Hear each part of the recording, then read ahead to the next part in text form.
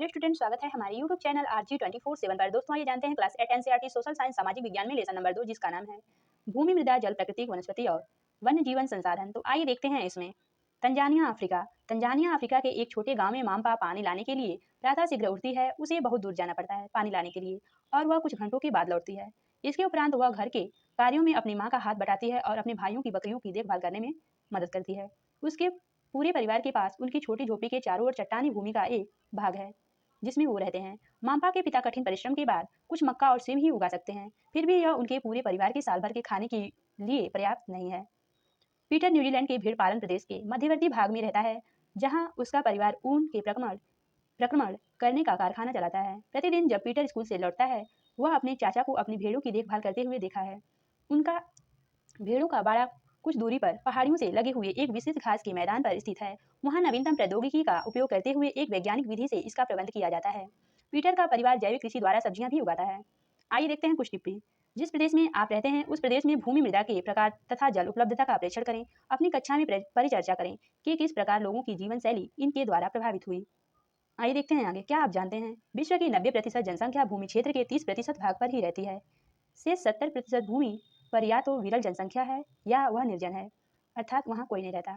माम्पा और पीटर विश्व के दो विभिन्न स्थानों में रहते हैं और उनके जीवन व्यतीत करने में बहुत अंतर है। यह विभिन्नता भूमि की गुणवत्ता, मृदा जल, प्राकृतिक वनस्पति, प्राणियों और प्रौद्योगिकी के उपयोग की विभिन्नता के कारण है। इन स्थानों का एक दूसरे से भिन्न होने का मुख्य कारण इस प्रकार के संसाधनों की उपलब्धता है।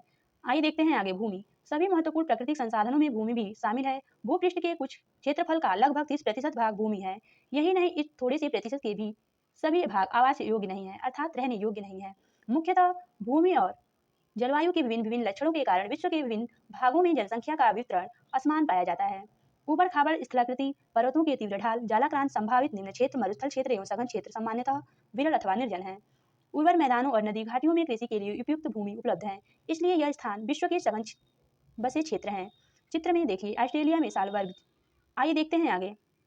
भूमि का उपयोग विभिन्न कार्य के लिए किया जाता है, जैसे कृषि, वानिकी, खनन, सड़कों और उद्योगों की स्थापना। साधारणतः इसे भूमि उपयोग कहते हैं।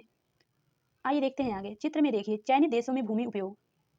ऑस्ट्रेलिया, ब्राजील, कनाडा, चीन, फ्रांस, भारत, जापान, रूस, यूनाइटेड किंगडम, संयुक्त राज्य अमेरिका।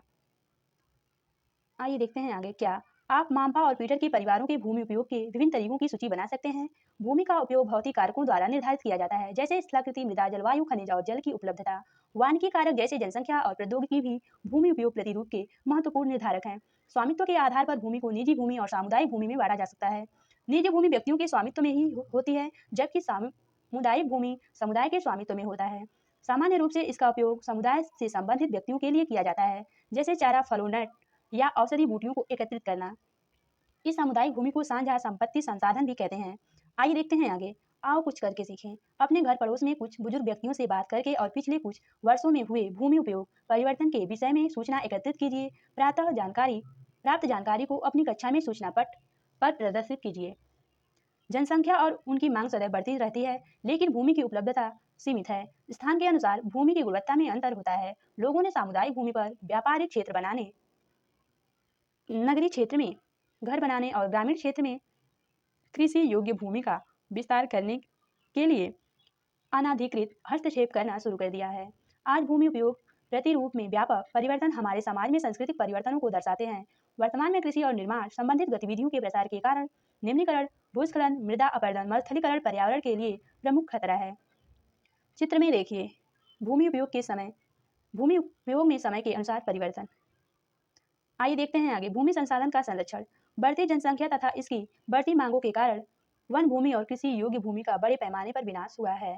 इससे इस प्राकृतिक संसाधन के समाप्त होने का डर पैदा हो गया है। आइए देखते हैं भूस्खलन। भूस्खलन को सामान्य रूप से सैल, मलबा या ढाल से गिरने वाली मिट्टी के बृहद संचालन के रूप में परिभाषित किया जाता है। वे प्रायः भूकंप, बाढ़ और ज्वालामुखी के साथ घटित होते हैं। लंबे समय तक भारी वर्षा होने से भूस्खलन होता है।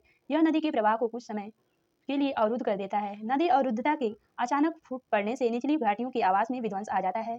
पहाड़ी भूभाग में भूस्खलन एक मुख्य और विस्तृत रूप से फैली प्राकृतिक आपदा है, जो प्रायः जीवन और संपत्ति को आघात पहुंचाती है और चिंता का एक मुख्य विषय है। भूस्खलन चित्र में देखिए एक वस्तु स्थिति अध्ययन। हिमाचल प्रदेश के किन्नौर जिले में रेकांगपिओ के निकट पंजी गांव में बड़े भूस्खलन के कारण राष्ट्रीय महामार्ग 22 की पुरानी हिंदुस्तान तिब्बत सड़क का 200 मीटर तक का भाग नष्ट हो गया। यह भूस्खलन पंजी गांव में तीव्र विस्फोटन द्वारा हुआ था। विस्फोटन के कारण ढाल का यह कमजोर क्षेत्र नीचे गिर गया, जिसके कारण सड़क और गांव के आसपास के क्षेत्र को क्षति पहुंची। पंजी गांव को किसी संभावित मानव विनाश से बचाने के लिए महत्वपूर्ण रूप से खाली करा दिया गया।